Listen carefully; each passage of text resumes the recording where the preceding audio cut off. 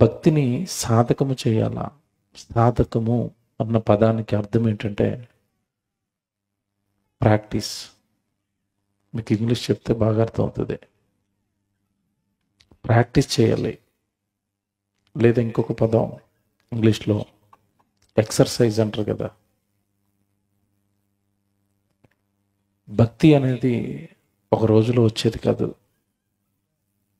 ఒక రోజులో మనిషి భక్తిపరుడు కాలేడు. భక్తిని ప్రాక్టీస్ చేయాలి. భక్తిని సాధకం చేయాలి. దినదినము దినదినము దినదినము భక్తి జీవితంలో ఎదగాలి. అసలు ముందు భక్తి ఎందుకు చేయాలి? భక్తి అన్నది మన జీవితానికి ముఖ్యమా అంటే చాలా ప్రాముఖ్యం అండి. కానీ మనిషి ప్రాముఖ్యమైనది ప్రాక్టీస్ చేయటం మానేసి, సాధకం చేయటం మానేసి 60-70 ఏళ్ళు తాను బ్రతకడానికి చాలా ప్రాక్టీస్ చేస్తాడు. చదువు ఎంతకాలం ప్రాక్టీస్ చేస్తారు చెప్పండి? చదువు ఇప్పుడు 3వ సంవత్సరాన్న 5వ సంవత్సరాన్న పడేస్తే స్కూల్లో వాడికి 20-25 సంవత్సరాలు వచ్చే వరకు ప్రాక్టీస్ చేశాడు. ఏంటది? చదువు. 20 సంవత్సరాలు ప్రాక్టీస్ చేశాడు. 10వ తరగతి, 11వ తరగతి, ఇంటర్మీడియట్, 12, డిగ్రీ, తర్వాత స్పెషల్గా బీటెక్లు, ఎంటెక్లు, ఇంకా స్పెషల్ ఎంబీబీఎస్ చేసిన వాళ్ళు మళ్ళీ అందులో స్పెషలైజేషను. ఎంత చదువు అండి, ఎంత చదువు చదివాడండి, ఎన్ని సంవత్సరాలు పెట్టాడండి తన కాలాన్ని ప్రాక్టీస్. దాన్ని ఎంబీబీఎస్ అవ్వాలి, అందరూ మళ్ళా స్పెషలైజేషన్ చేయాలి. ఎంత టైం పెట్టాడు. చదువుకు పెడతారు. ఏదైనా ఒక విద్య నేర్చుకోవాలనుకున్నప్పుడు టైం పెడతారు, ప్రాక్టీస్ చేస్తారు. అన్నిటినీ మనిషి సాధన చేస్తూ ఉంటాడు, ప్రాక్టీస్ చేస్తూ ఉంటాడు, అన్నిటినీ చేస్తాడండి. ఏమంటే ఇక్కడ కూర్చున్న సభలో కూర్చున్న మీలో రకరకాల పనులు చేసేవాళ్ళు ఉంటారు. ప్లంబింగ్ చేసేవాళ్ళు ఉంటారు, ఎలక్ట్రికల్ పని చేసేవాళ్ళు ఉంటారు, తర్వాత సాఫ్ట్వేర్ ఇంజనీర్లు ఉంటారు, ఆ తర్వాత లోకల్గా ఏవో చిన్న చిన్న పనులు చేసుకునే వాళ్ళు ఉంటారు, ఉద్యోగాలు చేసేవాళ్ళు ఉంటారు. మీకు మాట్లాడుతున్నాను, మీరు చేస్తున్న పని ఏదైతే ఉందో అది తొలి రోజే మీకు వచ్చా, ప్రాక్టీస్ చేసి నేర్చుకున్నారా? బాగా ఆలోచించండి. తొలి రోజే మీకు వచ్చా? డాక్టర్ గారు హాస్పిటల్లో పెట్టిన వెంటనే పేషెంట్లు బాగు చేసేస్తారు అనుకుంటున్నారా? మీకు వైద్యాన్ని, లాయర్ వృత్తిని వాళ్ళు ఏమని పిలుస్తారో తెలుసా? ప్రాక్టీస్. లాయర్ గారు ఏమంటారంటే నేను ప్రాక్టీస్ చేస్తున్నాను అంటాడు. డాక్టర్ గారు ఏమంటాడు తెలుసా? ప్రాక్టీస్ చేస్తున్నాను అంటాడు. ప్రాక్టీస్ అంటే సాధన చేస్తున్నాను. ఒక 2-3 పేషెంట్లను చంపేసిన తర్వాత ఆపరేషన్ బాగా చేస్తాను. ఈ లోపల పోతారు, వాళ్ళ మీద ప్రయోగాలు చేశాడు. మీరు ఎప్పుడైనా మెడికల్ హాస్పిటల్కి వెళ్ళారనుకోండి, అంటే మెడికల్ కాలేజ్ ఉన్న హాస్పిటల్కి వెళ్ళారనుకోండి, అక్కడ ఫీజులు తక్కువ ఉంటాయి. ఎందుకుంటే తెలుసా ఎవరికైనా? అక్కడ మీ మీద ప్రయోగాలు చేయడానికి స్టూడెంట్స్ ఉంటారు. అక్కడ డాక్టర్లు కాదు. ఇక్కడెక్కడ రాజానగర్లో ఉందట జిఎస్ఎల్ అట. అందులోకి మీరు వెళ్తే ఫీజులు ఎందుకు తక్కువ ఉంటాయంటే మీ మీద ప్రయోగాలు చేస్తారు వాళ్ళు. సాధకం. ఎంబీబీఎస్ చదువుకుంటున్న స్టూడెంట్స్ మీ పళ్ళు మీద సాధకం, మీ కళ్ళు మీద సాధకం, ఇంజక్షన్ చేయడం మీద సాధకం, వాళ్ళకి ట్రైనింగ్ ఇప్పిస్తారు అక్కడ. అందుకే వాళ్ళు ఇంజక్షన్ చేస్తే ఉబ్బిపోద్ది మన చెయ్యి. రాదు వాడికి, నీ మీద ప్రయోగాలు చేస్తున్నాడు. అలా ప్రాక్టీస్ చేయగా చేయగా చేయగా చేయగా అతను ఆ వృత్తిలో ఏమవుతాడు? గొప్పవాడు అవుతాడు. ఓకేనా? ఎక్స్పర్ట్ అవుతాడు.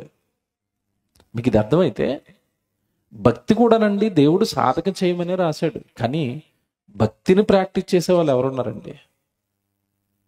అత్తవారింటికి వెళ్ళిన కొత్తలో ఆడపిల్లడు వంట చేసినప్పుడు అత్తవారింటికి నచ్చదు. అది ఆ అత్తగారు తిట్టుద్ది, మామయ్యగారు తిడతాడు. ఇవేం ఉప్పులు, ఇవేం కారాలు, ఇవేం వంటలు ఎవరు నేర్పించారు నీకని తిడతారు వాళ్ళు. ఈ పిల్లో బాధపడిపోయి కొద్ది రోజులకి పాపం వాళ్ళకి నచ్చినట్టుగా వంట వండడానికి ప్రాక్టీస్ చేస్తూ ఉంటుంది. చేసి చేసి చేసి కొద్ది రోజులకి మా కోడలు భలే ఉంటుంది అన్నట్టు తర్వాత వాళ్ళు ముందు తిట్టినోళ్ళే. ఎందుకు వాళ్ళు తర్వాత పొగుడుతున్నారంటే ఈవిడ ఏం చేసిందంటే ప్రాక్టీస్. సైకిల్ తొక్కటం ప్రాక్టీస్ చేయాలి, డ్రైవింగ్ చేయటం ప్రాక్టీస్ చేయాలి, బ్రతకడానికి నువ్వు ఏదైనా విద్య నేర్చుకుంటున్నావా ప్రాక్టీస్ చేయాలి, వంట చేస్తున్నావా ప్రాక్టీస్ చేయాలి. ఏదైనా ఊరకనే వస్తుందండి, సాధన చేస్తే వస్తుందా? అన్నిటిలో సాధన చేసిన మనిషి భక్తిని ఏమైనా సాధన చేశాడా? భక్తిని ఏమైనా సాధకం చేశాడా? ప్రాక్టీస్ చేశాడా? చేయడండి. ఇక్కడ విషయం ఏంటంటే, అసలు భక్తిని ప్రాక్టీస్ చేయమని దేవుడు చెప్పి ప్రాక్టీస్ ఎలా చేయాలో కూడా చెప్పాడు, సాధకం ఎలా చేయాలో కూడా చెప్పాడు. అవి ఈ 3 దినాలు నేను చెప్తాను, వివరిస్తాను. భక్తి ఇంత లోతులో ఉందా అని మీరు ఆశ్చర్యపోతారు ఈ 3 దినాల సభలకు వస్తే. భక్తి అనేది ఇంత లోతులుగా ఉందా? భక్తి అనేది ఇంత హైట్లో దేవుడు చూపించాడు బైబిల్లో. మనం ఏమనుకున్నామంటే ఇంతకాలం నేను ప్రార్థన చేసుకుంటున్నాను కనుక నేను భక్తిపరుడినే అనుకుంటారు చాలామంది. ఎవరికి వాళ్ళు మార్కులు వేసుకుంటారు. నేను భక్తిపరుడిని అతను ఎలా మార్కులు వేసుకుంటాడంటే, నేను రోజుకు 3 సార్లు ప్రార్థన చేస్తున్నాను కనుక నేను భక్తిపరుడినే. ప్రార్థన చేసుకోవడం తప్పు కదండి. ప్రార్థన ఒకటే చేసి నేను భక్తిపరుడిని అంటున్నావు చూసేవు, అది సమస్య. ప్రార్థన చేయాలి, బైబిలు చదవాలి, సువార్త చేయాలి. ఇవన్నీ నీ జీవితంలో జరిగిస్తూ ఏదో కాస్త భక్తిని ప్రాక్టీస్ చేస్తున్నానండి అనాలి. అనరు. చాలామంది ఏంటంటే వాళ్ళకు వచ్చిన జీతంలో ఎంతో కోస్త దేవుడికి ఇస్తారు. మేము దేవుడికి ఇచ్చేస్తున్నామండి, మేము భక్తిపరులమే, మిగతా వాటి సంగతి ఏంటి? భక్తి అంటే కేవలం ప్రార్థన చేసుకోవటము, భక్తి అంటే కేవలం దేవుడికి డబ్బులు ఇవ్వటము, భక్తి అంటే కేవలం రోజుకి నీ ఖాళీగా ఉన్నప్పుడు బైబిల్ చదువుకోవటమే కాదు. భక్తికి కావలసినవి చాలా ఉన్నాయి. అవన్నీ నీ లైఫ్లో నువ్వు ప్రాక్టీస్ చేసి వాటిని అన్నిటిని నువ్వు సాధన చేసి వాటన్నిటిని నువ్వు వాటిలో గొప్పవాడు అయితేనే ఇతను భక్తిపరుడు అని దేవుడు మార్కులు వేస్తాడు. భక్తిపరుడు అన్న సాక్ష్యం ఇస్తాడు. నీకు నీ సాక్ష్యం చల్లదు, నువ్వు చెప్పుకునే సాక్ష్యం చల్లదు. నేను భక్తిపరుడినని నువ్వు అనుకుంటావు కదా, చల్లదు. నేను లాస్ట్ టైం మీకు చెప్పినట్టుగా గుర్తు, ఇదే సభల్లో ఒక చోట నేను మీటింగ్కి వెళ్ళాను. పెద్ద పాస్టర్ గారు వెళ్తున్నారు. అలాగా అయ్యగారు సాయంత్రం మీటింగ్ ఉంది రండి అంటే ఒకసారి కింద నుంచి పైకి చూశాడు. ఎవరో పాస్టర్ గారు వాక్యం చెప్తే ఈయన అన్నాడు. పెద్ద ఆయన కదా, నేను అలా గేటు దగ్గర అలా సైలెంట్కున్నాను. వాక్యం జరుగుతుంది, సాయంత్రం సువార్త సభ జరుగుతుంది, సభకు రండి అంటే ఆయన ఏమంటున్నాడు తెలుసండి? ఈ సభలకు రావడాలు, ఈ ప్రసంగాలు చేయడాలు, ఈ వాక్యాలు చెప్పడాలు నేను చేయను. మరి ఏం చేస్తాడండి? ఎక్కడో ఊరుకు దూరంగా కొండ ఉందట, కొండెక్కిపోయి మోకాళ్ళు వేసి ప్రార్థన చేస్తాడట. నా భక్తి మీకు ఏం తెలుసు అంటున్నాడు. అంటే ఆయనకి ఎలాగ అర్థమైంది భక్తి అంటే? ఊరికి దూరంగా కొండెక్కిపోయి మోకాళ్ళు వేసి ప్రార్థన చేయటమే భక్తి. ఊర్లో ఉన్న వాళ్ళకి ఎవరికి సువార్త చెప్పడట. నేను ప్రార్థన ఒకటి చేస్తాను, నా భక్తి ముందు మీ వయసు సరిపోదు, నాకు రమ్మని చెప్పకుండా వెళ్ళిపోండి మీరు అంటున్నాడు. అంటే నాకు అర్థమైంది ఏంటంటే, ఒక్కొక్కరు ఒక్కొక్కటి చేస్తూ వాళ్ళకి నచ్చింది మేము భక్తిపరులమే అని ఫిక్స్ అయిపోయారు. కాదండి, బైబిల్ చదివితే నీ భక్తి బైబిల్ ముందు సరిపోతుందా లేదా? దేవుడు చెప్పినట్టుగానే నీ భక్తి ఉందా లేదా? నీవుగా సెల్ఫ్గా భక్తిపరుడిగా నువ్వు డిక్లేర్ చేసుకుంటున్నావా? బయటకు వస్తాయి ఈ 3 దినాలు నువ్వు వాక్యం వింటే నీ ఆత్మను రక్షించి నిన్ను భక్తిపరుడిని చేసే సంగతులు బయటకు వస్తాయి. దేవుని పిల్లలారా, భూమి మీద ఉన్న మనిషి భక్తిని ప్రాక్టీస్ చేయాలి. కానీ మనిషి లోకంలో పడిపోయి లోకంలో ఉన్న వాటిని ప్రాక్టీస్ చేస్తూ లోకమే గొప్పదనుకుని దైవ సంగతులకు భక్తికి దూరం అయిపోయాడు. సమాజం బాగోలేదండి. ఇప్పుడు రాను భక్తిపరులు తగ్గిపోతున్నారు. ఎందుకంటే సొసైటీ అలా మారిపోయింది. హైటెక్ యుగంలోకి వచ్చేసాం. ఎప్పుడు సెల్ ఫోన్లు, వీడియోలు, యూట్యూబ్లు, సోషల్ మీడియాలు, ఒక్కొక్కడికి అకౌంట్లు. ఏ అకౌంట్లు? బ్యాంక్ అకౌంట్లు కాదు, ఫేస్బుక్ అకౌంట్లు, యూట్యూబ్ అకౌంట్లు, తర్వాత ఇన్స్టాగ్రామ్ అకౌంట్. ఈ అకౌంట్లో బిజీగా ఉన్నాడు. ఆడ భక్తి లేదు, పాడలేదు. అక్కడ స్త్రీలు సీరియల్లోనూ, పురుషులేమో ఆ సోషల్ మీడియాలోను, ఆ రాజకీయాల్లోనూ, ఏమంటే ఈ ప్రపంచంలో ఏం జరుగుతుంది వీటిలో అందరూ బిజీ అండి. అసలు భక్తి అనేది సన్నగిల్లిపోతున్న రోజుల్లోకి వచ్చాం. వీళ్ళు బలేసారండి ఈ టైటిల్. నాకు చెప్పడం కష్టం ఇది 3 రోజులు, కానీ మ్యాక్సిమం ట్రై చేస్తాను. పెద్దది ఇది. భక్తి సన్నగిల్లిపోతున్న రోజులు ఇవి. భక్తికి అర్థం తెలియని రోజులు ఇవి. భక్తికి అసలు నిర్వచన బైబిల్లో దేవుడిచ్చిన డెఫినేషన్ తెలియని రోజుల్లోకి వచ్చేసాం. ఆదివారం గుడికెళ్ళి వస్తున్నాను, భక్తిపరుడినే. బాప్తిజం తీసేసుకున్నాను, భక్తిపరుడినే. అదేంటది? ఆదివారం గుడికెళ్ళి వచ్చినంత మాత్రాన భక్తి ఎలాగైపోతుంది? వెళ్ళొస్తున్నావు మంచిదే, కానీ అక్కడ చెబుతున్న వాక్యాన్ని నువ్వు పాటిస్తున్నావా? జీవితంలో జరిగిస్తున్నావా?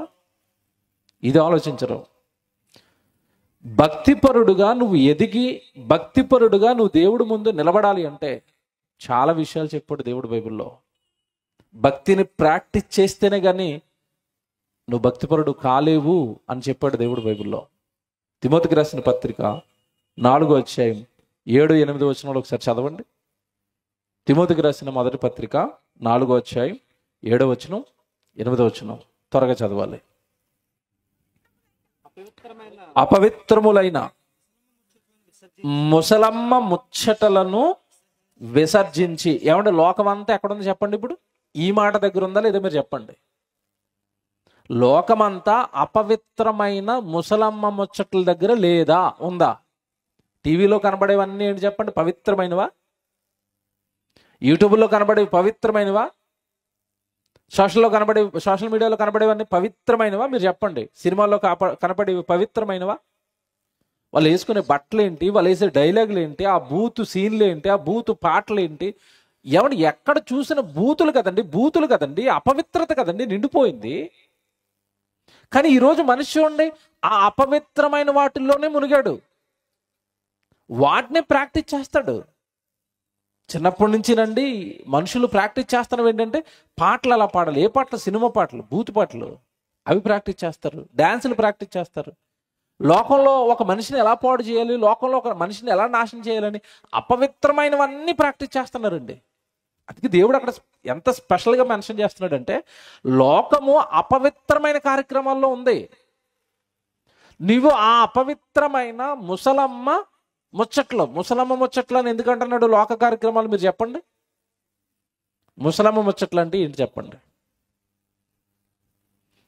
బాగా వయసు వచ్చేసిన 70-80 ఏళ్ళు వచ్చేసిన ఇద్దరు ముసలావుళ్ళని అక్కడ పెట్టండి.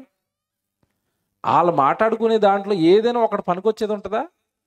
ఈవిడ చేసినవన్నీ ఆవిడికి చెప్తుంది, ఆవిడ చేసినవన్నీ ఈవిడికి చెప్తుంది. వినలే మనం అక్కడ. అందుకే ఎవరు వృద్ధుల పక్కన ఎవరు కూర్చోలేరు. పాపం వినడానికి ఎవరో లేక చెప్పిందే చెప్తారు. వాళ్ళు చెప్పిందే చెప్తారు. రిపీట్, ఒకటే విషయమే ఉండదు. వాళ్ళ జీవితంలో జరిగిపోయినవన్నీ గుర్తుపెట్టుకుని రిపీట్గా అదే చెప్తుంటే వినలేక పెద్ద యవనస్తులు లేచి వెళ్ళిపోతూ ఉంటారు. దేవుడు దాన్ని అంటున్నాడు ముసలమ్మ ముచ్చట్లు. ఉపయోగం ఉండవు. దేవుడి గురించి చెప్తే ఏదైనా ఉపయోగం, నా గురించి నేను చెప్పుకుంటే ఏం ఉపయోగం? మీరు అపవిత్రమైన ముసలమ్మ ముచ్చట్ల దగ్గరికి మీరు వెళ్ళకండి, మానేయండి. పనికిరానివి అవి, మీకు జీవితానికి ఉపయోగం లేనివి అవి. చదువుతారు చూడండి. అపవిత్రమైన ముసలమ్మ ముచ్చటలను విసర్జించి దేవుని యొక్క భక్తి విషయంలో నీకు నీవే సాధకం చేయి, ప్రాక్టీస్ చేయి. ఈ మాట ఎవరు చెప్పారు, ఎవరితో చెప్తున్నారు? ఎవరు చెప్పారు, ఎవరితో చెప్తున్నారు? చెప్పింది పౌలు గారు. ఎవరితో చెప్తున్నారు అంటే తిమోతి గారితో చెప్తున్నారు. అంతేనా? పౌలు గారు పత్రిక ఎవరికి రాశారు? ఇది తిమోతికి. అంటే చెబుతున్నది ఎవరు? పౌలు గారు. ఎవరితో చెప్తున్నాడు? తిమోతితో చెప్తున్నాడు. జాగ్రత్తగా వినాలి. తిమోతి, నీవు ముసలమ్మ ముచ్చట్లను విసర్జించి దేవభక్తి విషయంలో నీకు నీవే ఏం చేయాలి? సాధకం చేసుకోవాలి. ఇది మనసులో పెట్టుకోండి. పౌలు గారు తిమోతితో చెప్తున్నారు, మనసులో పెట్టుకోండి. నెక్స్ట్ వచ్చిన చదవండి అక్కడ కింద. శరీర సంబంధమైన సాధకము మనకి 60-70 ఏళ్ల మట్టుకే ప్రయోజనకరం అవుతుంది.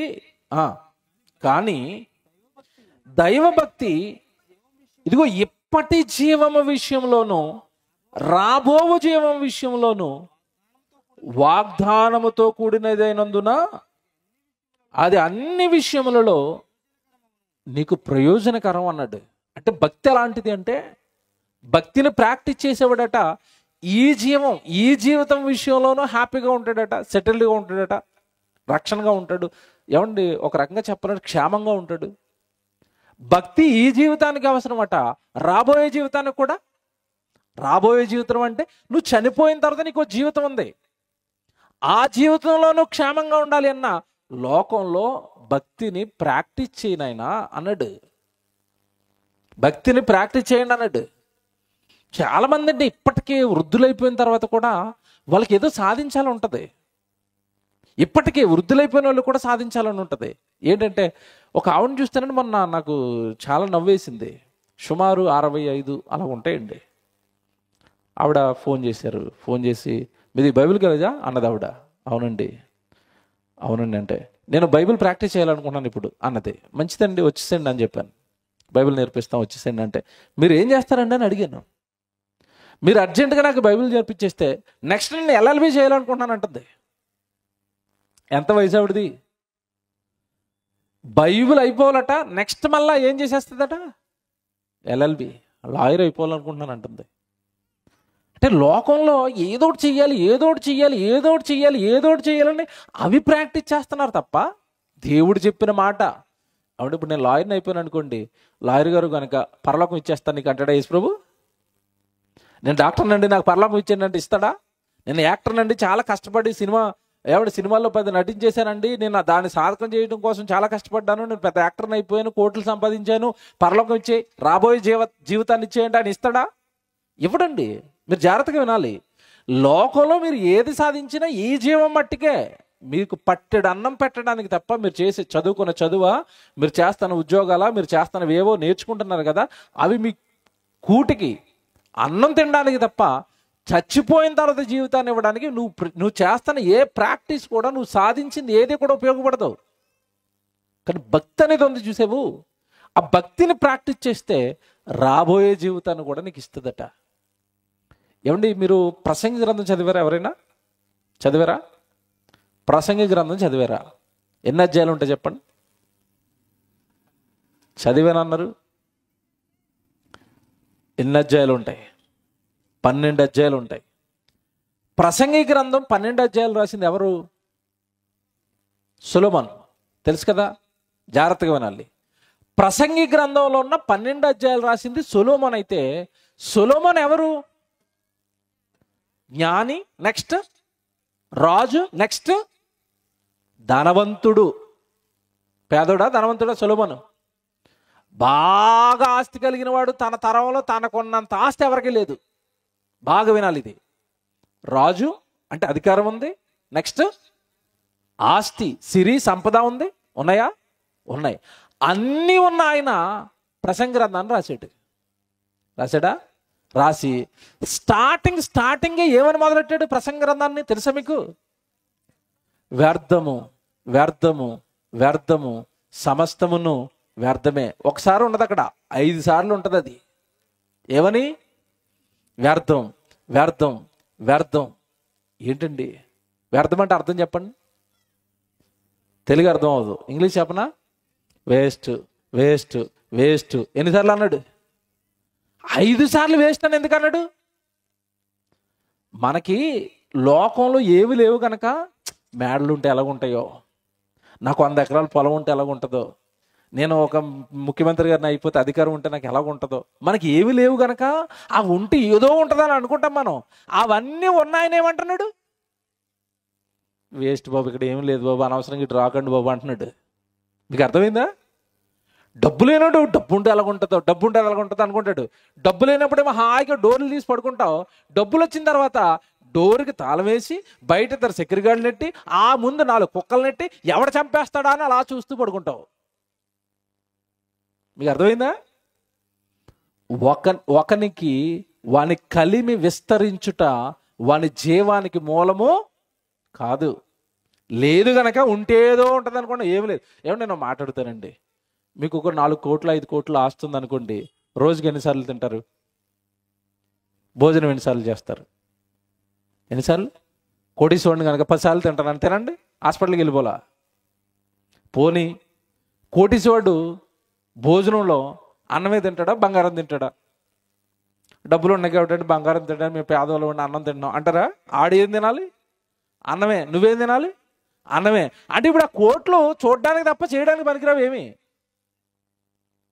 బీరువాలో ఉన్నాయని చూసుకోవడం తప్ప, ఎవడో వచ్చి నన్ను చంపేస్తాడేమో భయపడటం తప్ప, ఆ డబ్బు వల్ల నీకు వచ్చే ఉపయోగం ఏమీ లేదు. సొలొమోను అంటున్నాడు, బాబోయ్ నాకు కోట్ల ఆస్తుంది, పొలాలు ఉన్నాయి, ఇల్లులు ఉన్నాయి, రాజు నేను, అధికారం ఉంది, ఇవన్నీ ఉండి నేనే చెప్తున్నాను, అన్నీ ఉన్న నేనే చెప్తున్నాను, waste, waste, waste, always waste. ఇక్కడ జాగ్రత్తగా వినాలి. సొలొమోను దగ్గరికి ఊరకనే రాలేదు నేను. అన్నీ కలిగిన వాడు, లోకంలో అన్నీ ఉన్నవాడు అంటున్నాడు, ఈ లోకంలో ఏం సంపాదించిన వేస్ట్, కానీ సంపాదించవలసింది ఒకటి ఉంది. ఏంటో తెలుసా? భక్తి అంటాడు. చివరికి వచ్చేయండి 12వ అధ్యాయానికి వచ్చేసింది. 12వ అధ్యాయం 13వ వచనం చదవండి ఏమంటున్నాడు. మొత్తం మీద 12 అధ్యాయాలు చెప్పాడండి ఈ లోకం వేస్ట్ అని. 1వ అధ్యాయం, 2వ అధ్యాయం, 3వ అధ్యాయం, 4వ అధ్యాయం, 5, 6, 7, 8, 9, 10, 11, 12కి వచ్చేసరికి ఇదిగో లోకంలో ఉన్నవన్నీ చెప్పి అది వేస్ట్, అది వేస్ట్, అది వేస్ట్, అది వేస్ట్, అది వేస్ట్. అనవసరంగా భూమి మీద ఉన్న మనుషులన్నీ వాళ్ళ జీవితాలు నీడవల్ల గడిపేసుకుంటున్నారు. వేస్ట్ వేస్ట్ వేస్ట్ అని చెప్పి చివరికి మనిషికి ప్రయోజనకరమైనది ఒకటే. లోకంలో సంపాదన వేస్ట్, లోకంలో డబ్బు వేస్ట్, లోకంలో అధికారం వేస్ట్, లోకంలో ఏం సాధించిన వేస్ట్ వేస్ట్ వేస్ట్ అని చివరికి వచ్చేసరికి అంటున్నాడు. చూడండి 13వ వచనంలో ఏమంటున్నాడు.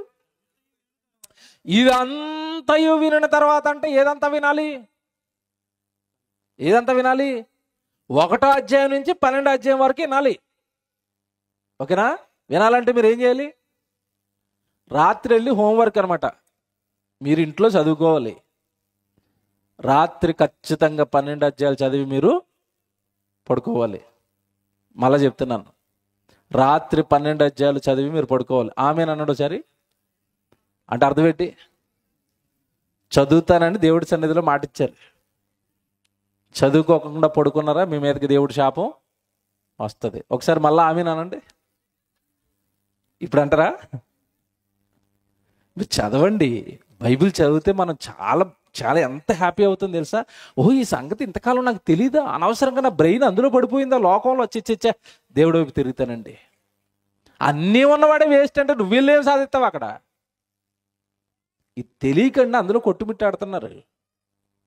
ఇది తెలియకండి లోకంలో పడ్డారు. అన్ని సాధించిన ఆయన అంటున్నాడు, ఇదిగో ఇదంతయు విన్న తర్వాత తేలిన ఫలితార్థం ఇదే. ఫలితార్థం అంటే రిజల్ట్ చెప్పేస్తానండి మీకు. ఏమంటే ముందుగా ఆయన లెక్కలు చేసి రిజల్ట్ ఇచ్చి రిజల్ట్ రాసుకోరంటే లేదు లేదు నేను ఎలా లెక్క చేస్తానని లోకంలోకి వెళ్తున్నాం మనం. లెక్కలు చేసేసి రిజల్ట్ ఇచ్చాడు ఆయన. తేలిన ఫలితార్థం ఇదే. ఏంటి ఫలితం చెప్తున్నాడు చూడండి.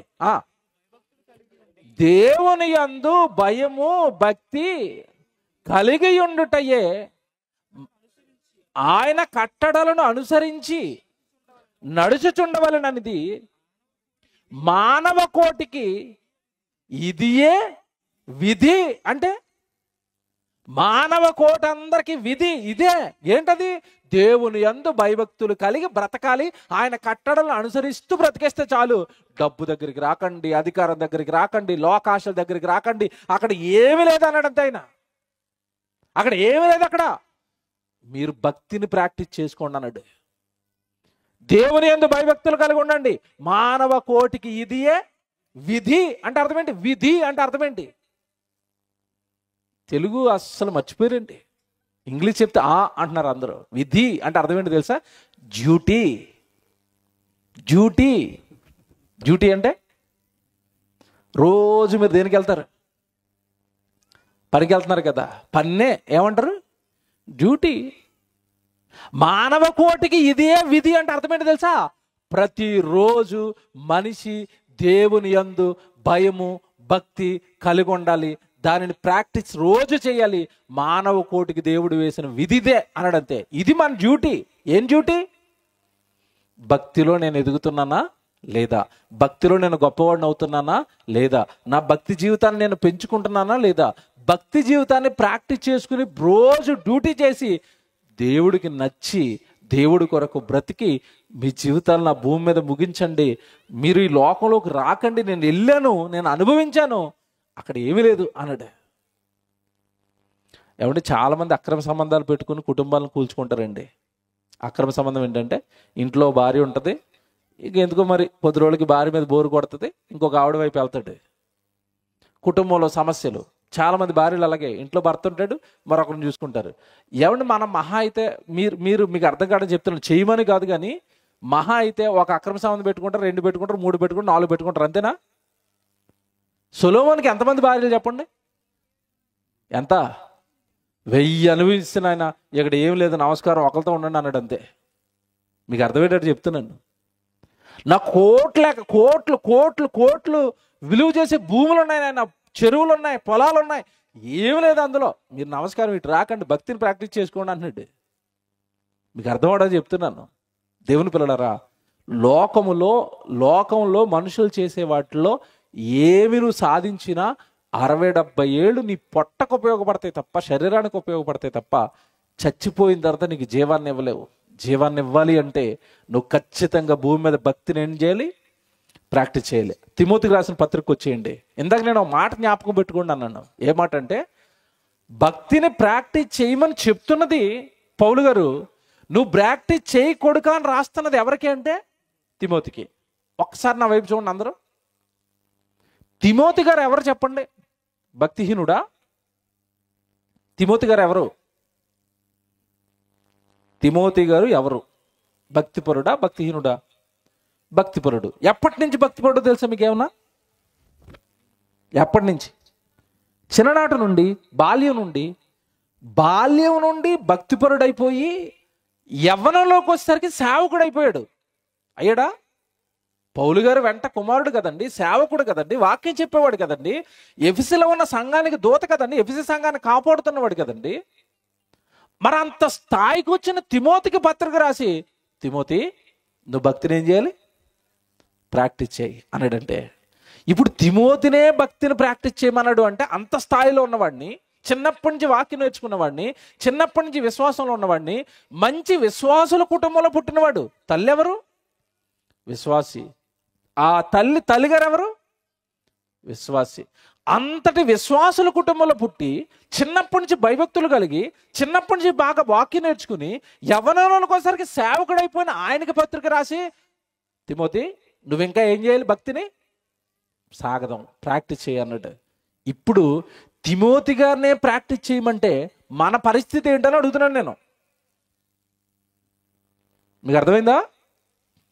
తిమోతి నువ్వే భక్తిని ప్రాక్టీస్ చేయన్నాడు అంటే మన సంగతి ఏంటండి? ఆయన ఏమైనా చిన్నోడు అనుకుంటున్నారా తిమోతి గారు?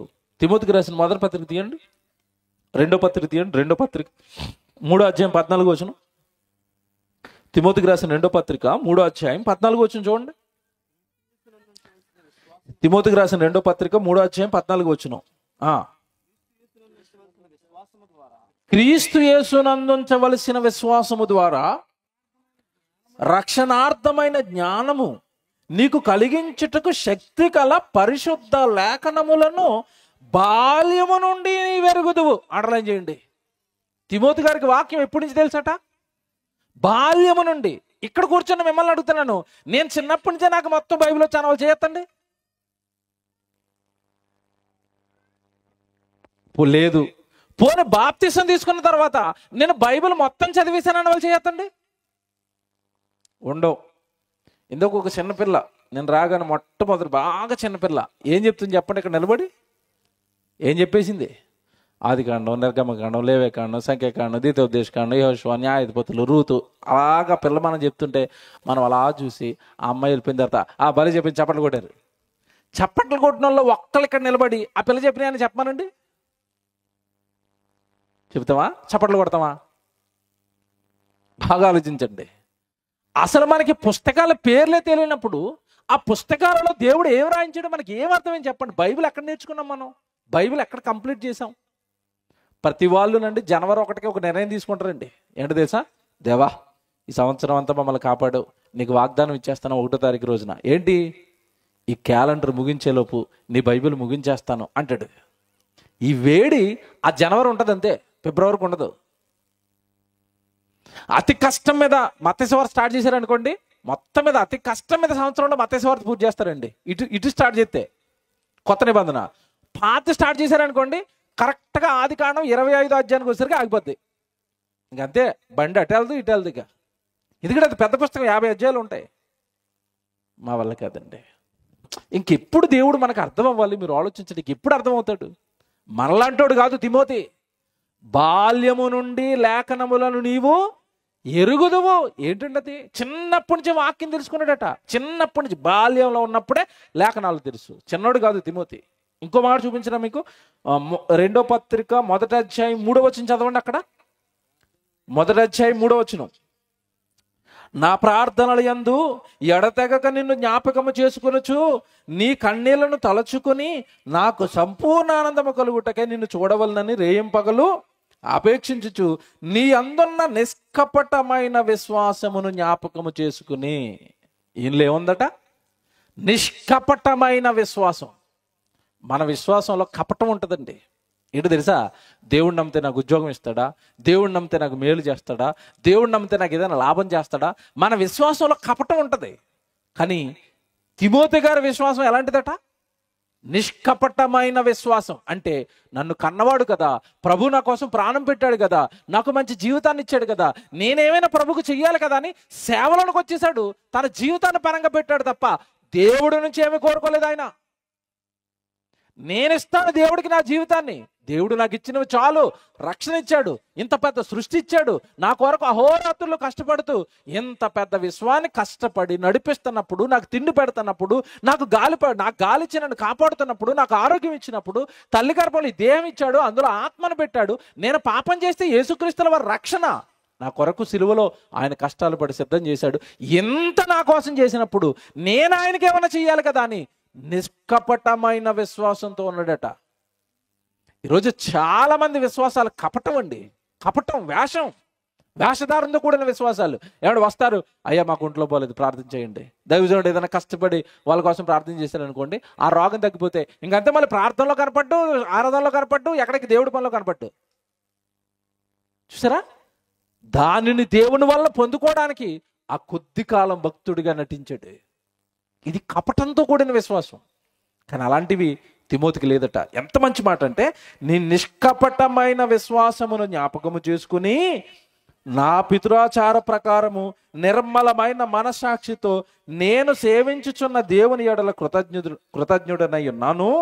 ఆ విశ్వాసము మొదట నీ హవ్వ అయిన లోయలోను. ఇలా ఫ్యామిలీ హిస్టరీ చెప్తున్నాడు పౌలు గారు. ముందు మీ హవ్వ ఉంది కదా, హవ్వ అయిన లోయలోను నీ తల్లి అయిన యునేకేలోను వసించెను, అది నీ యందు సహవసించుచున్నదని నేను రూఢిగా నమ్ముచున్నాను. ఎలాంటోడు తిమోతి అంటే భక్తి కలిగిన కుటుంబం. హవ్వ భక్తి పొర్రాలట, విశ్వాసట, నిష్కపటమైన విశ్వాసం అట్టాలది.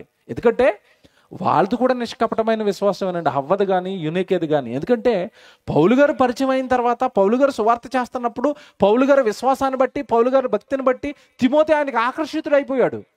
ఆకర్షితుడైపోయి తల్లిని అడిగాడు, అమ్మా నేను సేవకి వెళ్ళిపోవాలనుకుంటున్నాను. పౌలు గారు వెనకాలంటే వెళ్ళిపోయినా, సేవ కంటే గొప్ప భాగ్యం ఏముంది కొడుక. ఏమంటే అప్పటికి పరిస్థితులు బాగోలేదు. అలాగని తిమోతి తండ్రి యూదుడు కాదు, అన్యజనుడు, ఒప్పుకోడు. అలాంటి పరిస్థితుల్లో సైతము అన్నిటిని ఎదురొడ్డి తల్లి భక్తిలో పెంచి, భక్తిలో విశ్వాసంలో పెంచి, ఏమంటే యూదుడు కాదు అతను, తిమోతి తండ్రి అయినా సరే ఫైట్ చేసి కొడుకును భక్తిపరుడిగా నిలబెట్టి చివరికి కళ్ళ ముందు పౌలు గారు అనేక హింసలు పడుతున్నాడు. ఆ హింసలకు కొడుకు వెళ్ళిపోతానంటే తల్లి ఎంత ముద్దుగా ఒప్పుకుందంటేనండి, వెళ్ళిపోనన్న, దేవుడి కోసం మన హింసలు పట్టడం, దేవుడి సువార్త కోసం కష్టాలు పట్టడం, ఇది మనకి భాగ్యం కొడుకు, వెళ్ళిపో అని పంపించారట. అందుకే పౌలు గారు స్పెషల్గా నువ్వే కదనైనా విశ్వాసవి, మీ అమ్మగారిలో కూడా ఏముంది అంటున్నాడు? విశ్వాసం. ఇప్పుడు మీకు ఏమర్థం అవ్వాలి? విశ్వాసం కలిగిన కుటుంబం, చిన్నప్పటి నుంచి బైబిల్ చదువుకునే కుటుంబం, చిన్నప్పటి నుంచి కొడుక్కి తిమోతికి చక్కగా లేఖనాలు నేర్పేశారు, భక్తిపరుడు. ఇలాంటి భక్తి కలిగిన కుటుంబంలో పుట్టిన తిమోతికి పౌలు గారు పత్రిక రాసి, తిమోతి నువ్వు ఈ లోక సంబంధమైన ముసలమ్మ ముచ్చట్లను, అపవిత్రమైన ముసలమ్మ ముచ్చట్లను విసర్జించి భక్తి విషయంలో నీకు నీవే ఏం చేయాలంటున్నాడు. ఏంటండి ఇది?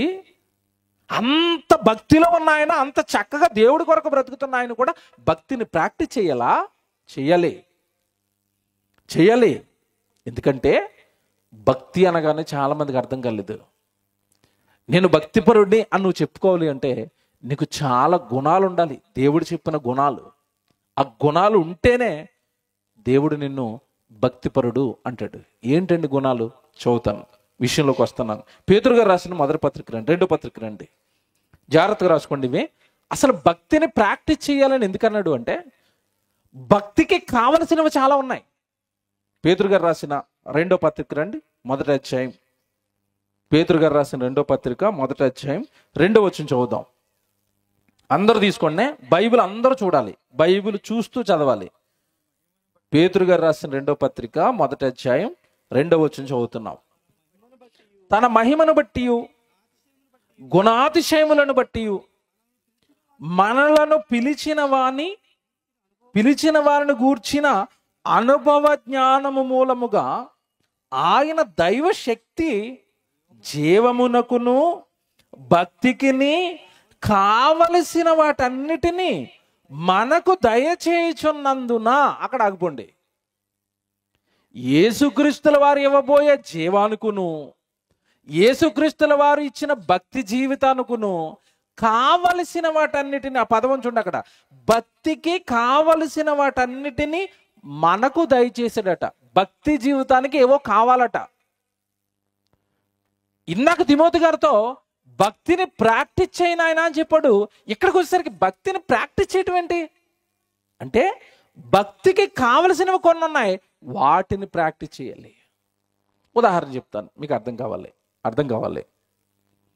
ఇప్పుడు నేను సంగీతం నేర్చుకోవాలనుకుంటున్నాను. సంగీతం నేర్చుకోవాలనుకున్నప్పుడు నేను ఎక్కడికి వెళ్తాను చెప్పండి? మ్యూజిక్ ఇన్స్టిట్యూట్కి వెళ్తాను. వెళ్ళాను. అక్కడ నాకు ఒక క్లాస్ చెప్తారు. క్లాస్ చెప్పిన తర్వాత మాస్టర్ ఏం చెప్తాడు? నేను చెప్పిన క్లాస్ ఇంటికి వెళ్ళి నువ్వేం చేయాలి? ప్రాక్టీస్ చేయాలి. అప్పుడు ప్రాక్టీస్ చేయాలంటే కుర్రాడు కూడా ఉండాలి. ఏముండాలి? గిటార్ నేర్చుకుంటున్నాడు అనుకోండి, ఇంట్లో ఏముండాలి? గిటార్ ఉండాలి. గిటార్ ఉంటే గిటార్ మీద ఏం చేస్తాడు? ప్రాక్టీస్ చేస్తాడు, సాధకం చేస్తాడు. అర్థమవుతుందా? కీబోర్డ్ నేర్చుకుంటున్నాడు అనుకోండి, ఇంట్లో ఏం కొనాలి? కీబోర్డ్ కొనాలి, అప్పుడు ప్రాక్టీస్ చేస్తాడు. లేదు, క్రికెట్ అవ్వాలనుకున్నాడు అనుకోండి, క్రికెట్ ప్రాక్టీస్ చేయాలి. క్రికెట్ ప్రాక్టీస్ చేయాలంటే క్రికెట్ ప్రాక్టీస్ చేయడానికి ఏం కావాలి? బాల్ కావాలి, బ్యాట్ కావాలి, ప్యాడ్లు కావాలి, షూలు కావాలి, ఆడుకోవడానికి ఒక కోర్టు కావాలి. ఈ వస్తువులన్నీ ఇస్తే వాడు ఆ క్రికెట్ని ఏం చేస్తాడు? ప్రాక్టీస్ చేస్తారు. డాక్టర్ గారు ప్రాక్టీస్ మొదలు పెట్టాడు, ఏం కావాలి? హాస్పిటల్ ఉండాలి, ఆ ప్రాక్టీస్ చేయడానికి వస్తువులు ఉండాలి, చెతస్కోప్ ఉండాలి, ఏమంటే ఈయన వైద్యం చేయడానికి బెడ్ ఉండాలి, ఈయన వైద్యానికి బలైపోవడానికి ఒక పేషెంట్ ఉండాలి. అంతే కదండి. అవన్నీ ఉంటే ఈయన ఏం చేస్తాడు? ప్రాక్టీస్ చేస్తాడు. ఇప్పుడు మరి భక్తిని ప్రాక్టీస్ చేయండి అంటే, భక్తికి కావలసినవి ఉన్నాయట, వాటిని ప్రాక్టీస్ చేయండి. ఏంటండి భక్తికి కావలసినవి? టైం అయిపోతుంది కదా, నేను త్వరగా చదువుతాను, మీరు కిందకు వచ్చేయండి. కిందకి ఎక్కడంటే 5వ వచనానికి రండి. 5వ వచనం జాగ్రత్తగా వినాలి ఇవి. ఆ హేతువు చేతనే మీ మట్టుకు మీరు పూర్ణ జాగ్రత్త గలవారై. అనలైజ్ ప్రతి పదం అండి, మోస్ట్ ఇంపార్టెంట్ అండి ఇది. ఇక్కడ మీరు 5వ వచనం నుంచి కింద 11వ వచనం వరకు రాసుకోండి బైబిల్లో, ఓకేనా? నోట్స్ రాసుకునే వాళ్ళు 5వ వచనం నుంచి కింద ఉన్న 11వ వచనం వరకు రాసుకోండి. చాలా పెద్దది, ఎందుకే చెప్పాను చాలా పెద్దదని. టైం పడుతుంది మీకు. ఈరోజు జస్ట్ ఇంట్రడక్షన్, రేపు నుంచి అసలు విషయాలు అర్థమవుతాయి. భక్తికి కావలసినవని పైన చెప్పే 2వ వచనంలో, ఏంటి భక్తికి కావలసినవో 5వ వచనంలో చెప్తున్నాడు. ఏంటవి? మీ మట్టుకు మీరు, ఈ హేతువు చేత మీ మట్టుకు మీరు పూర్ణ జాగ్రత్త గలవారై మీ విశ్వాసమునందు సద్గుణమును. భక్తిపరుడికి ముందు ఉండాల్సింది ఏంటంట? విశ్వాసం. అదొకటే సరిపోద్ది అన్నాడా? విశ్వాసం ఉన్నవాడికి నెక్స్ట్ ఏమి ఉండాలట? సద్గుణం. జాగ్రత్తగా పట్టుకోవాలి ఇవి. విశ్వాసమునందు సద్గుణమును, నెక్స్ట్ సద్గుణమునందు జ్ఞానమును. మీరు పక్కనే అంకేసుకుని రాసుకోండి. ఫస్ట్ విశ్వాసం, నెక్స్ట్ సద్గుణం, నెక్స్ట్ సద్గుణమునందు జ్ఞానం, నెక్స్ట్ జ్ఞానమునందు ఆశానిగ్రహమును, ఆశానిగ్రహమునందు సహనమును, సహనమునందు భక్తిని. అంటే ఇవన్నీ ఉంటే చివరికి వస్తుంది భక్తి. మీకు అర్థమైందా? నెక్స్ట్ భక్తి యందు సహోదర ప్రేమను, సహోదర ప్రేమ యందు దయను అమర్చుకొనడి. ఉందా బైబిల్లో? భక్తిపరుడు ఈ గుణాలన్నీ తన జీవితంలో ఏం చేసుకోవాలట? అమర్చుకోండి, అమర్చుకోండి, అమర్చుకోండి. ఎన్ని చెప్పాడు తెలుసా? అక్కడ 8 ఉంటాయి. మీరు చదువుకోండి. ఏమేమి ఉంటాయంటే విశ్వాసం, సద్గుణం, జ్ఞానం, ఆశానిగ్రహం, సహనం, భక్తి, సహోదర ప్రేమ, దయ. ఇవన్నీ భక్తిపరుడు తన భక్తి జీవితానికి ఏం చేయాలట? అమర్చుకోండి. ఇల్లు కట్టేటప్పుడు ఇటక మీద ఇటక, ఇటక మీద ఇటక, ఇటక మీద ఇటక గోడకు అమరుస్తారా? అమరుస్తారా? ఈ ఇటక ఏమంటే, మీరు జాగ్రత్తగా వినండి, ఇల్లు కట్టాలి అంటే లేదా గోడ కట్టాలి అంటే 100 ఇటకలు అవసరం. 100 ఇటకలు అయితే గోడ పూర్తవుతుంది. ఈయన దగ్గర 50 ఇటకలే ఉన్నాయి. 50 ఇటకలతో గోడ కట్టాడు. కంప్లీట్ అయిపోద్దా? వెలుతు కనపడుతుందా? వెలుతు కనపడుతుందా? ఇదేంటంటే సగం గోడ కట్టాడు సగం లేదంటే, ఇటకలు లేవు ఇక్కడ. భక్తి జీవితం కూడా ఎలాంటిదంటే, చాలా మందికి విశ్వాసం ఉంటుంది. బాబు, చాలా మందికి విశ్వాసం ఉంటుంది దేవుడు అంటే. విశ్వాసం ఉంటే సరిపోదు. ఆ విశ్వాస జీవితం సరైన మార్గంలో వెళ్ళాలి అంటే జ్ఞానం ఉండాలి. విశ్వాసం ఉన్న వాళ్ళకి జ్ఞానం లేదు, జ్ఞానం ఉన్న వాళ్ళకి సద్గుణం లేదు, సద్గుణం ఉన్న వాళ్ళకి సహనం లేదు, సహనం ఉన్నవాడికి భక్తి లేదు, భక్తి ఉన్నవాడికి సహోదర ప్రేమ లేదు, సహోదర ప్రేమ ఉన్నవాడికి దయ లేదు. నీకు జీవితంలో ఇవేవి లేకపోయినా నీ ఆత్మీయ జీవితంలో వెలితి కనపడుతుంది దేవుడికి. అందుకే ఇప్పుడు చెప్పినవేవి కూడా నీకు బాప్తిసం తీసుకున్న రోజే వచ్చేసేవి కాదు. వచ్చేస్తాయా? బాప్తిసం తీసుకున్న రోజే నేను 100% విశ్వాసిని అంటవా? రాదు. బాప్తిస్మం తీసుకున్న వెంటనే సహోదరుల మీద అందరి మీద ప్రేమ వచ్చేస్తుందా? రాదు. దీన్ని ప్రతిదినము నువ్వేం చేయాలి? ప్రాక్టీస్. భక్తిని సాధకం చేయమంటే భక్తికి కావలసిన వీటిని నువ్వు ప్రతిదినం ఏం చేయాలి? ప్రాక్టీస్ చేయాలి. ఏదో అర్థమవుతూ ఉంటుంది నాకు తెలుసు, ఎందుకంటే నేను మీకులాగే విన్నాను కదా ప్రసంగాలు. ఈయన ఏదో చెప్తున్నాడు అర్థమవుతుంది కానీ ఎక్కడో అర్థం అవ్వట్లేదు అన్నట్టుగా ఉంటుంది. ఏం కాదు, సింపుల్గా చెప్తాను మీకు. విశ్వాసాన్ని ప్రాక్టీస్ చేయండి అన్నాడు. అంతే కదా. భక్తిని సాధకం చేయడంలో ఫస్ట్ తీసుకుందాం. ఫస్ట్ ఏమనుంది అక్కడ? విశ్వాసం అని ఉంది. విశ్వాసం ప్రాక్టీస్ చేయాలా? ఏమండి, నేను వాక్యం విన్న మొదటి రోజే మొత్తం భక్తిపరుడు అయిపోయినాను వాళ్ళు చేయొద్దండి. వినుట వలన విశ్వాసము కలుగును అంటే మనం విశ్వాసం ఎప్పుడవుతుందో చెప్పండి? వాక్యం వినగా వినగా వినగా వినగా దేవుడి మీద ఏం కలుగుతూ ఉంటుంది మనకి? విశ్వాసం. డే 1 వచ్చేదా? రాదు. ఇంకొకటి, నువ్వు వింటున్నావు చూసారు, జాగ్రత్తగా వినండి. నువ్వు వింటున్నావు చూసారు, వాక్యం వినగా వినగా వినగా వినగా విశ్వాసం విశ్వాసం విశ్వాసం నమ్మకం పెరిగిపోతుంది దేవుడి మీద. ఒక సబ్జెక్ట్ ఏంటో ఒక నమ్మకం ఏర్పడింది, ఒక సబ్జెక్ట్ ఏంటి ఇంకో నమ్మకం ఏర్పడింది, ఇంకో సబ్జెక్ట్ ఏంటి అబ్బా దేవుడండి దేవుడండి దేవుడండి దేవుడండి, విశ్వాసం ఏర్పడిపోయింది. Very good. విశ్వాసం ఒకే రోజు రాదు అని బైబిల్లో అపోస్తులకు తెలుసు, మనకు తెలీదు. అపోస్తులు యేసుప్రభువుని ఏమని అడిగారు తెలుసా? లోకాసు వార్త తీయండి. లోకాసు వార్త 17వ అధ్యాయం 5వ వచనం చదవండి బైబిల్లో. లోకాసు వార్త 17వ అధ్యాయం ఏమంటే 5వ వచనం. అపోస్తులు మా విశ్వాసమును వృద్ధి పొందించుమని ఎవరిని అడుగుతున్నారండి? మరి విశ్వాసం లేకుండానే ప్రభు వెనకాల వచ్చేసారా? నాకు డౌట్ ఇక్కడ. ఏమంటే మీకు అర్థమైందా? యేసు ప్రభు వెనకాల వచ్చేసి 12 మంది శిష్యులు అంటున్నారు, ప్రభువా కొంచెం మా విశ్వాసాన్ని నువ్వేం చేయాలి? డెవలప్ చేయవా, బెటర్ చేయవా, ఇంకా మమ్మల్ని విశ్వాసులుగా మార్చవా, వృద్ధి పొందించవా, మా విశ్వాసాన్ని వృద్ధి పొందించవా అంటున్నారు. అంటే యేసు ప్రభు వెనకాల ఉన్న వాళ్ళకే కంప్లీట్ విశ్వాసులుగా మారిపోయారా? మారలేదు అని మనం ఎలా చెప్పొచ్చు? యేసు ప్రభువుని పట్టుకున్న తర్వాత పక్కన ఒకళ్ళు ఉన్నారా? నువ్వంటే చాలా ఇష్టం ప్రభువా, నీకోసం ఏమైనా చేస్తాను ప్రభు అన్నాడు యేసు ప్రభు పక్కన బాగున్నప్పుడు. ఎవరు? పేతురు గారు. దెబ్బగా పట్టుకోగానే ఏమని చేశాడు చెప్పండి? బాబు నువ్వు యేసు ప్రభు గ్రూప్లో ఉన్నావు కదా, నువ్వేనా నువ్వు పేతురు అంటే? అబ్బాబ్బా అసలు నాకు ఆ గ్రూప్తో సంబంధమే లేదన్నాడు. తెల్లవారి లోపు 3 సార్లు అబద్ధం ఆడేశాడా? అబద్ధం ఆడాడు. ఈయన అబద్ధం ఆడుతున్న ప్రతిసారి ఏం కూసింది? కోడి కూసింది. చెప్పండి, విశ్వాస? తర్వాత అయ్యాడండి విశ్వాసి. ఎప్పుడయ్యాడు తెలుసా? ఎప్పుడైతే యేసు ప్రభుని చంపేశారో, యేసు ప్రభు ఎప్పుడైతే తిరిగి లేచాడో, అయ్యో పేతురు, అయ్యో అపోస్తులారా, ఎంత అల్ప విశ్వాసులారా, అని మీకు ముందే చెప్పాను కదా నన్ను చంపేస్తారని, నేను తిరిగి లేపుతారని, నాకు శ్రమ రాగానే మీరు విశ్వాసాన్ని ఎందుకు పోగొట్టుకున్నారని. యేసు ప్రభు తిరిగి లేచిన తర్వాత వీళ్ళు ఏమైపోయారు తెలుసా? విశ్వాసులుగా మారిపోయారు. అవసరమైతే మా ప్రభుల సువార్త కోసం మేము కూడా ఏం పెడతాం తెలుసా? ప్రాణం పెడతామన్నారు. ముందుందా విశ్వాసం? లేదు. అంటే మీకు అర్థం కావాల్సింది ఏంటంటే విశ్వాసం అనేది ఒకేసారి రాదు. విశ్వాసాన్ని మనం ఏం చేయాలి? వృద్ధి పొందించుకోవడానికి సాధకం సాధకం సాధకం చెయ్యాలి. ఏమంటే ఓ మాట అడుగుతాను, విశ్వాసము అంటే బైబిల్ ఇచ్చిన అర్థం ఏంటి చెప్పండి? తెలుసా మీకు? అసలు విశ్వాసము అంటే బైబిల్ ఇచ్చిన అర్థం ఏంటి? అదృశ్యమైనవి ఉన్నవి అనుటకు రుజువు. ఎక్కడ ఉంటుంది బైబిల్లో? హెబ్రీ పత్రిక 11వ అధ్యాయం 1వ వచనంలో ఉంటుంది. విశ్వాసం అనగానే అసలు మీకు కాన్సెప్ట్ అర్థమైందో లేదో. విశ్వాసము అంటే అర్థం ఏంటంటే నీకు కనబడనివి ఉన్నాయి అని నమ్మటమే విశ్వాసం. పరలోకం కనబడింది ఎవరికైనా? కనబడిందా?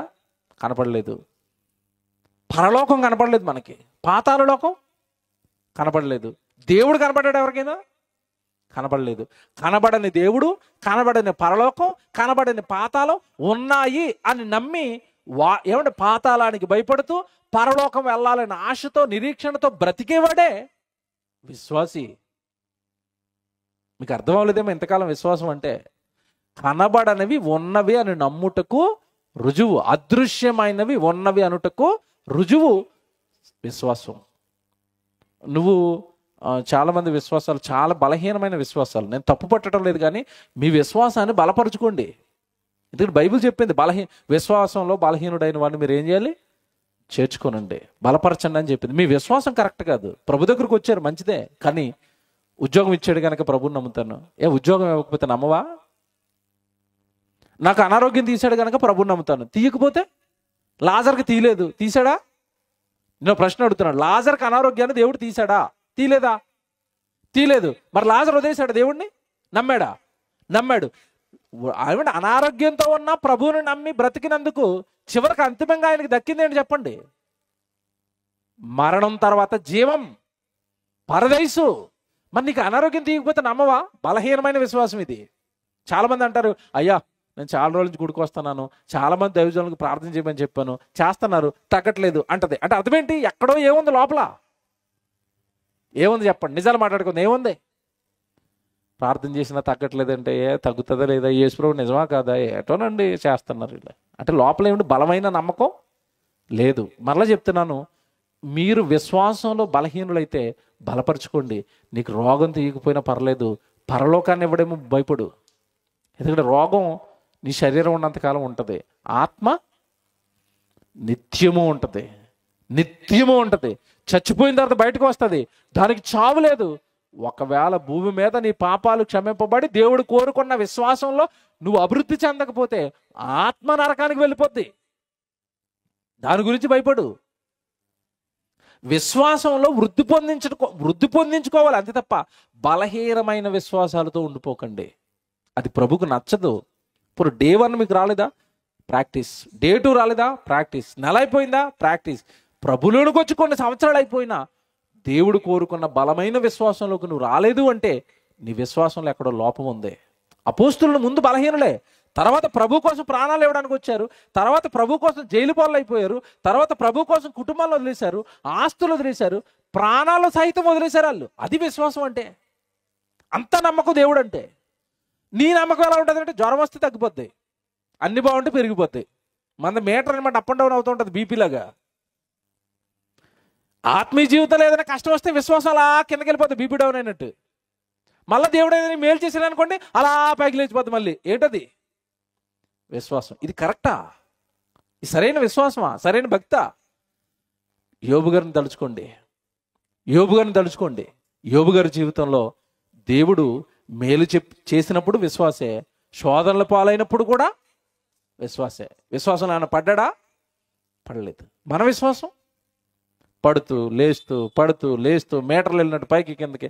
ఏమంటే ఈ మధ్యకాలంలో చాలామంది బరువు చూసుకోవడానికి ఎక్కడో హాస్పిటల్కో లేదంటే ఎక్కడ వెయిట్ మిషన్లో ఉండేవి. ఈ మధ్యకాలంలో అందరూ ఇంట్లోనే ఉంటున్నాయండి. ఏటవి? బరువు చూసుకునే మిషన్లో. నేను ఆశ్చర్యపోయిన, ఎవరింట్లోకి వెళ్ళి బయటికి లాగుతున్నారు అది.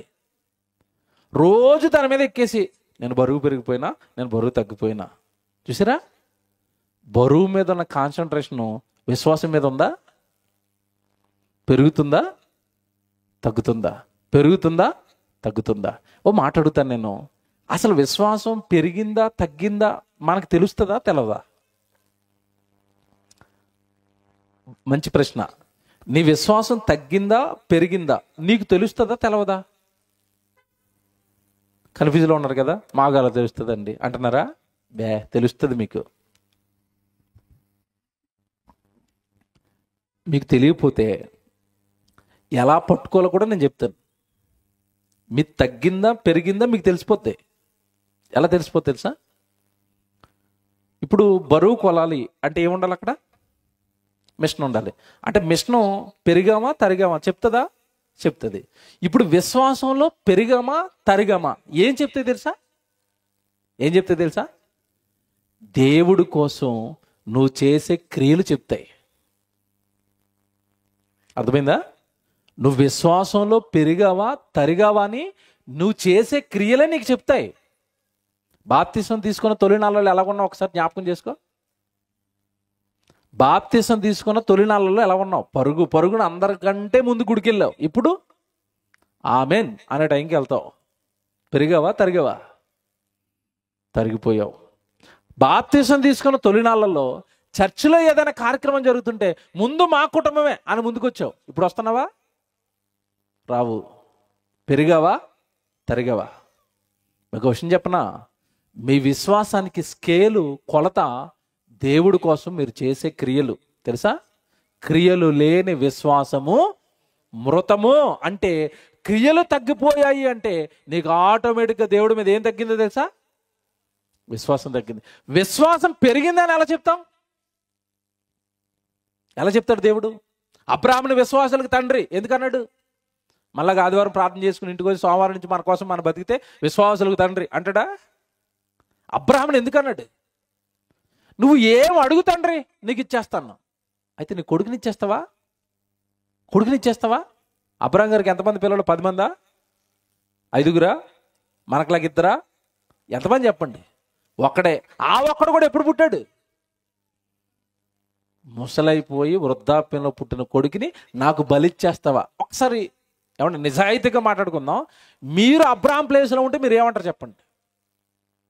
కొడుకుని ఇస్తావా అంటే ఏం దేవుడో ఏంటో. నేను అక్కడ నా బతుకుతున్నాను నా కల్దీ ప్రాంతంలో.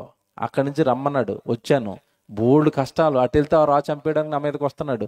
అన్ని కష్టాల మధ్యలో ఏదో అలా లాక్కుని వెళ్తుంటే ఏదో డబ్బులు ఇచ్చాడు హ్యాపీగా ఉన్నాను అనుకుంటే లేక ఒక కొడుకునిచ్చి ఆ కొడుకుని ఏం చేస్తున్నాడు? ఇప్పుడు అడుగుతున్నాడు, నమస్కారం బాబు, నీకు నీ భక్తికి నీ విశ్వాసానికి అని వెళ్ళిపోతాం మనమైతే. అబ్రహాం ఏమన్నాడు? నా ప్రాణాన్ని అడిగినా ఇస్తాను, నా కొడుకు ప్రాణాన్ని అడిగిన తండ్రి నీ కోసం ఇస్తానని నోటు మాట ఇచ్చాడా? ఇచ్చేయడానికి వెళ్ళిపోయాడా? నిజాలు మాట్లాడుకుంటే మనం మాటలు ఇస్తాం, పనులు మాత్రం చెయ్యం. ఆమెన్ అంటారు అందరూ. మీకు తెలుసో లేదు ఇంతకాలం ఆమెన్ అన్నారా బుక్ అయిపోయారా మీరు? ఆమెన్ అంటే అర్థం తెలుసా? అలాగూ జరుగును గాక. చివరిలో నేను ప్రార్థన చేసి నేను ఆమెన్ అన్నాను అనుకోండి, మీరు కూడా ఏమంటారు? అంటే అర్థమేంటి? ప్రమాణం చేశారు దేవుడికి. ఈ ప్రార్థనలో ఆయన ఏవైతే చెప్పాడో మా గురించి అవన్నీ మేము చేస్తాం తండ్రి, మాట ఇచ్చాం. చేస్తారా రేపు? ఏదో చెప్పాను కదా ప్రసంగిలో 12 అధ్యాయాలు చదవమని. అందరూ ఏమన్నారు? ఆమెన్ అన్నారు. ఇంటికి వెళ్ళి చేస్తారా? మనం భక్తిపరులో మీరు చెప్పండి. ఒక్కగానొక్క కొడుకు ఇచ్చేస్తావా అంటే ఏమన్నాడు? ఇచ్చేస్తాడు. కత్తెత్తి నరికేసేవాడికి దేవుడు వద్దంటే, దేవుడు ఆపలేదంటే నరికేసేవాడు అంటే. అంత విశ్వాసం ఆయనకి. ఏంటి విశ్వాసం అంటే, నా కొడుకును మృతులలో సహితము దేవుడు లేపుటకు శక్తిమంతుడు. అది విశ్వాసం. ఆ విశ్వాసాన్ని క్రియతో చూపించాడు. నేను చంపేసినా నువ్వు బ్రతికిస్తావు తండ్రి. నేను నీ కోసం మీటింగులకి డబ్బులు పెట్టేసినా నువ్వేదోలా నన్ను బ్రతికిస్తావు తండ్రి అంటావు మనం. కనుక దేవుని పిల్లలారా, విశ్వాసము అంటే ఒక్క రోజులో మీకు వచ్చేసేది కాదు. మీ విశ్వాసానికి కొలత క్రియలు. బైబిల్లో ఎవరిని విశ్వాసులు అన్న దేన్ని బట్టి అన్నాడు తెలుసండి బైబిల్లో దేవుడు? హెబ్రీ పత్రిక 11వ అధ్యాయం అంతా విశ్వాస వీరుల జాబితా. అందులో ఒక వేశ్య పేరు మీకు వినబడుతుంది. ఎవరవిడ? రాహాబను వేశ్య. దేనిని బట్టి విశ్వాసుల జాబితాలోకి వెళ్ళి చెప్పండి నాకు. దేనిని బట్టి? ప్రార్థన చేసుకుని విశ్వాసురాలు అయిపోయిందా? దేనిని బట్టి నాకు చెప్పాలి. క్రియ దేనిని బట్టి? ఏమంటే ఆ రోజు వేగుల వారు, ఇశ్రాయేలు సమాజంలో నుంచి వేగుల వారు వస్తే సొంత రాజ్యంలో ఉన్న రాజు ఆ ఇశ్రాయేలుని చంపడానికి ట్రై చేస్తుంటే, వేగుల వారిని చంపడానికి ట్రై చేస్తుంటే తన ప్రాణాలను పణంగా పెట్టి వాళ్ళ ఇంట్లో దాచిపెట్టింది. ఆ విషయం రాజుకి తెలిస్తే ఈ వేషను చంపేస్తాడా లేదా? చంపేస్తాడు. అంటే ప్రాణాలు పణంగా పెట్టి దేవుడికి ఒక క్రియ కనబరిచింది. అందుకే ఆవిడ ఏమన్నాడు తెలుసా? రాహాబను వేశ్య కాదు, నా కుమార్తె విశ్వాసురాలు అన్నాడు. మనం ఏం పనంగా పెట్టాం దేవుడికి ఇంత గొప్పగా మనం కనపడడానికి? మీరు చెప్పండి, నిజాయితీగా చెప్పండి.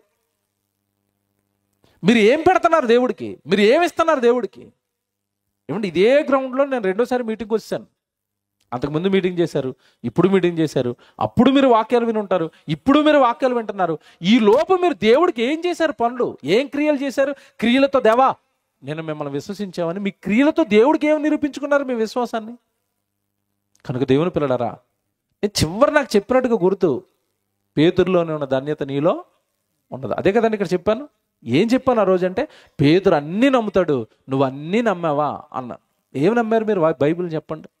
నమ్మితే మీరు ప్రతిదినము మీ విశ్వాసాన్ని ప్రాక్టీస్ చేస్తూ డెవలప్ చేసుకుంటూ దేవుడికి మీరు ఇష్టలుగా మారిపోతారు. భక్తిని ప్రాక్టీస్ చేయండి అంటే భక్తిలో భాగమైన విశ్వాసాన్ని కూడా ప్రతిరోజు మనం ఏం చేయాలి? ప్రాక్టీస్ చేయాలి, పెంచుకోవడానికి ట్రై చేయాలి. ఇది చేస్తాను దేవుడికి, అది చేస్తాను, అది చేస్తాను, అది చేస్తాను. నీ క్రియలే నీ విశ్వాసానికి కొలమానం. మళ్ళీ చెప్తాను, స్కేల్ అదే. విశ్వాసంలో పెరిగావా తరిగావా?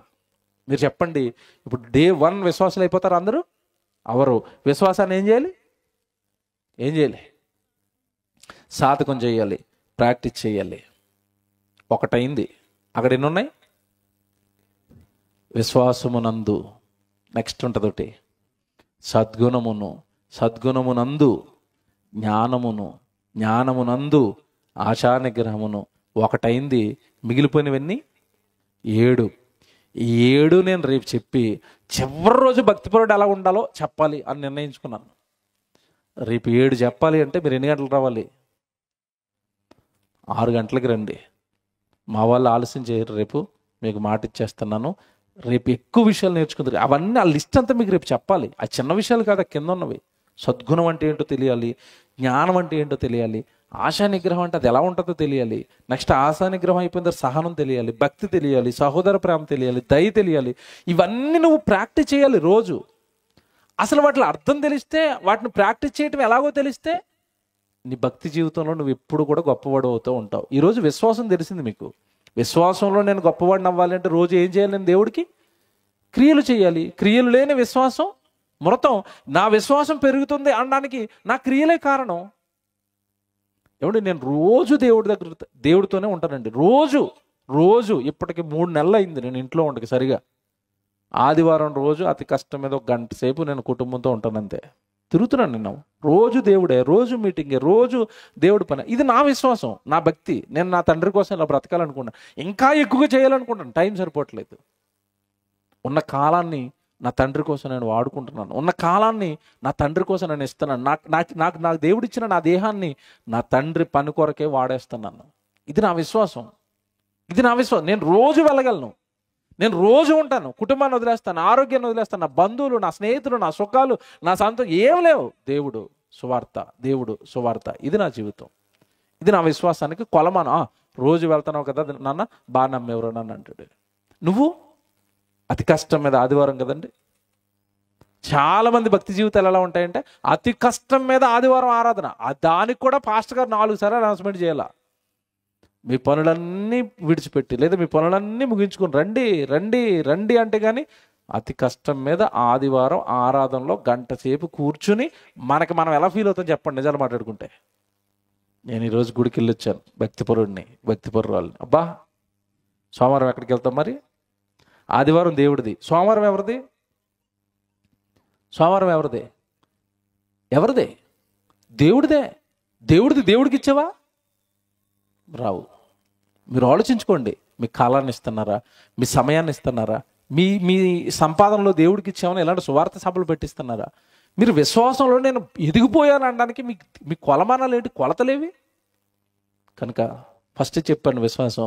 రేపు ఆ లిస్ట్ అంతా చెప్తాను. నిజంగా మీరు వింటేనండి, ఇలా ఉండాలా దేవుళ్ళో. నిజమే, ఇవన్నీ మనకు లేవు. గోడలో ఇటుకలు లేకపోతే వెళితే ఎలా కనబడుతుందో, ఆత్మీయ జీవితంలో ఇప్పుడు చెప్పిన 8లో నీకు ఏది లేకపోయినా దేవుడికి నీ ఆత్మీయ జీవితం వెలితిగానే కనపడుతుంది. వెలితుండకూడదు. సంపూర్ణంగా అవన్నీ నీ భక్తి జీవితంలో నువ్వు సంపాదించాలి. లేకపోతే ప్రాక్టీస్ చేయమన్నాను కదా, ఎందుకు చేయలేదంటాడు దేవుడు. ఇవన్నీ నేర్చుకోమన్నాను కదా, ఇవన్నీ సాధించమన్నాను కదా. ఈ గుణాలన్నీ నీలో పెట్టుకుని సంఘంలో ఈ గుణాలన్నీ సంపాదించుకుని భక్తిపరుడుగా మారిపోయి పరలోకానికి సిద్ధపడమన్నాను కదా. నువ్వు ఆ గుణాలు ఎందుకు సంపాదించలేదు భూమి మీద ఉండగానే అడుగుతాడు దేవుడు. ప్రాక్టీస్ ఎందుకు చేయలేదని అడుగుతాడు. ఏం చెప్తావు సమాధానం? అసలు నాకు అవి ఉన్నాయనే తెలియదు అంటావా? నీకు తెలియదు అన్నావు కాబట్టి దేవుడు ఎవరినో ప్రేరేపించి వాళ్ళతో ₹1,000 ఖర్చు పెట్టి సభలు పెట్టించి నీకు చెప్తున్నాడు. ఇప్పుడు చెప్పిన తర్వాత అయినా నేను తెలుసుకున్నాను కదా, నేను డే 1 డే 2 ఇవన్నీ ప్రాక్టీస్ చేస్తానండి, ఇవన్నీ సాధిస్తానండి, సహోదర ప్రేమ కలిగిన వాడిగా మారిపోతానండి, దయ కలిగిన వాడిగా మారిపోతానండి, ఆశానిగ్రహం సంపాదించేస్తానండి. ఇవన్నీ నువ్వు భక్తి జీవితంలో దేవుడు చెప్తున్న ఆ గుణాలన్నీ కూడా నువ్వు సంపాదిస్తేనే తప్ప కంప్లీట్గా భక్తిపరుడుగా నువ్వు కనపడలేవు. కనుక ఆలోచించుకోండి. మొదటి రోజు ముగించాను, రేపటి నుంచి అక్కడి నుంచి ప్రారంభిస్తాను.